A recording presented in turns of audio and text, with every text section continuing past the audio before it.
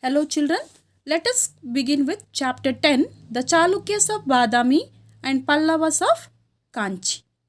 In this chapter, you are going to learn the beginnings of Chalukyas of Badami and expansion of the empire and the most famous king Pulikeshi II, as well as the religious, social, military and judicial system and the extent of empire under Chalukyas of Badami. Let us study the Chalukyas of Badami now. So, Badami is also known as Vatapi and they ruled from 540 CE to 753 CE. Many powerful kings ruled Karnataka in the 6th century CE. So, they were only the Chalukyas of Badami. So, when did they started their rule? From 6th century CE. CE means Common Era. They established their supremacy. The Chalukyas of Badami established their full power in Karnataka for over 2 centuries continuously and ruled with immense glory. The Chalukya dynasty occupies an important position in the history of South India and is one of the powerful dynasties of India. So, among the South Indian dynasty, the Chalukyas of Badami is the powerful dynasties of India. The rule of Chalukyas began in 6th century and ended in the middle part of 8th century. So when did they start or when did they begin their rule? From 6th century and ended in the middle part of 8th century. Raja Jayasimha is the founder of this dynasty. So Raja Jayasimha is the founder of Chalukya dynasty. Among him, the most powerful and noteworthy emperor of this dynasty is Pulikeshi II. So Pulikeshi II is the most powerful emperor and he was known for what? Tiger-haired person. Overpowering, giving more power to Gangas, Kadambas and Alupas. He extended his empire. So who extended his empire? Pulikeshi II by giving more power or overpowering Gangas, Kadambas and Alupas. The Pallavas were at the peak of glory in South Deccan. So the Pallavas were also with the glory in the South Deccan since Mahendravarma did not accept the sovereignty. Sovereignty means supreme power of Pulikeshi. So who didn't accept? Mahendravarma. So Pulikeshi defeated Mahendravarma. When Harshavardhana, who was ruling in North India, he advanced up to the banks of river Narmada. So, when Harshavardhana was ruling North India, he was well advanced up to river banks of Narmada and Pulikeshi stopped him and earned the titles Dakshinapateshwara. Dakshinapateshwara means Pulikeshi was the lord of the South India and the lord of the peninsula for his daring act. Whose daring act? Pulikeshi's.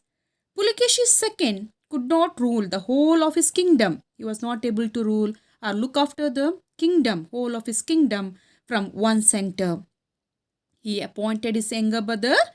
For that purpose, he appointed his younger brother Kubja Vishnuvardhana as a provincial head. So, his younger brother was appointed as provincial head of Vengi and Jayasimha as head of Gujarat province.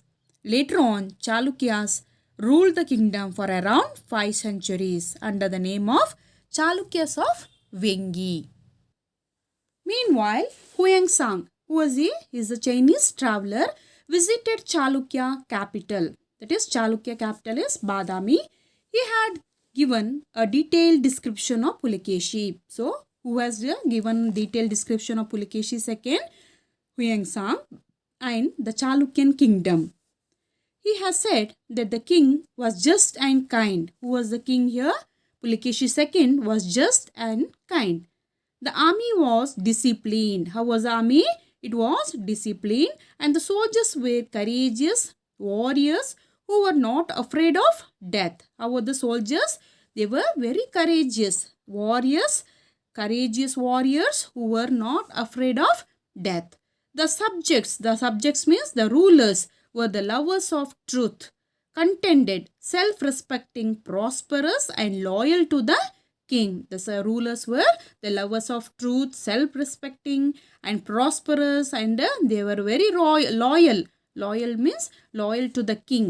They respected the king very much, and the king loved his subjects or rulers. Pulikeshi II was an optimistic. Optimistic means very hopeful and confident about the future. He was having very confident emperor. He had friendly relation with foreign kings too. Who had a friendly relation? Pulikeshi II. Arab historians report that he had diplomatic. Diplomatic means having good relations with the Persian king Khusro II. Then what happened? After some years, the Pallava king Narasimhavarma I took revenge on the Chalukyas for the defeat on the defeat of his father Mahendravarma. So, after few years, what happened? Pallava king Narasimha I took revenge of Chalukyas for the defeat of his father Mahendravarma. So, Mahendravarma was defeated by whom? Children, by Pulikeshi. He occupied the Chalukyan kingdom and captured Vatapi. During the time of the last Chalukya king, Kirtivarma, the Rashtrakuta captured this kingdom. So this is what happened. Now let us study the contribution of the Chalukyas. The Chalukyas developed the Kannada language and culture and protected its religion, literature, art and architecture. So, Chalukyas developed Kannada language, culture and protected its religion, literature, art and architecture. They were the ones who gave the name Karnataka to this land. Who gave the name Karnataka to this land? The Chalukyas. The reign or the rule of Badami Chalukyas is a great and glorious period in the history of Karnataka, and this age is noteworthy not only for its military exploits means outstanding and brave in combat, but also for its art and literature. The king was actively involved in the administration. So, who was actively involved in the administration? The king. The kingdom was divided into districts called Vishaya and Vishayadipati. The village was the smallest unit of the administration. So, which was the smallest unit of the administration? Village. The village leaders looked after the village accounts. So, who looked after the village accounts? The village leaders. The Chalukyas encouraged all traditions and sects like that of the Shaivas, Vaishnavas and Jains. They supported the construction of Jain temples and Buddhist viharas also. The Chalukyas of Badami patronized literature. Kannada and Sanskrit developed very well during their period. Kannada was their state language. So, which was the state language of Chalukyas of Badami? Kannada.